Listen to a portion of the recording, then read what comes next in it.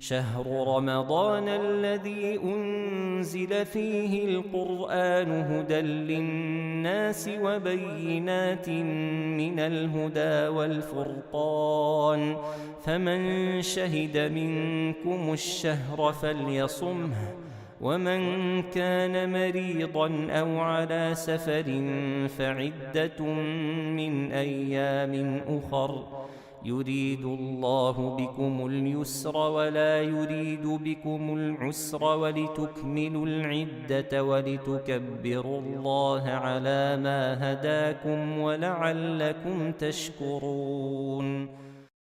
Le Ramadan approche à grands pas, une période pendant laquelle on pourra montrer le meilleur de nous-mêmes et dépasser nos propres limites en termes de bonnes actions ainsi que d'adoration. La chose que nous devons le plus entretenir et préserver, c'est notre lien avec Allah. Et dans ce verset, Allah nous a parfaitement résumé l'utilité de ces actions que l'on fait chaque jour et pendant toute notre vie. خلق الله السماوات والأرض بالحق إن في ذلك لآية للمؤمنين أتل ما أوحي إليك من الكتاب وأقم الصلاة إن الصلاة تنهى عن الفحشاء والمنكر ولذكر الله أكبر والله يعلم ما تصنعون. Comme on l'a vu dans cette vidéo, le but de Shaitan est de ruiner, de détruire ce lien que nous devons avoir avec Allah.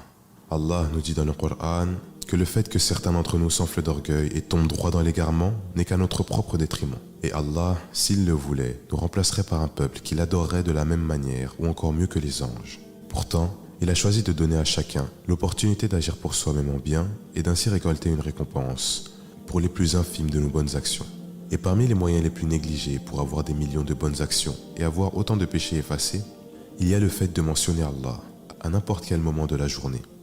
Que ce soit les invocations du matin, juste après la prière, avant d'entrer chez soi, aux toilettes ou avant de dormir, toutes ces invocations avec un sens profond nous connecteront avec Allah et ces paroles qui deviennent une habitude apaisent le cœur et nous garantissent une vie douce, ici-bas et dans l'au-delà.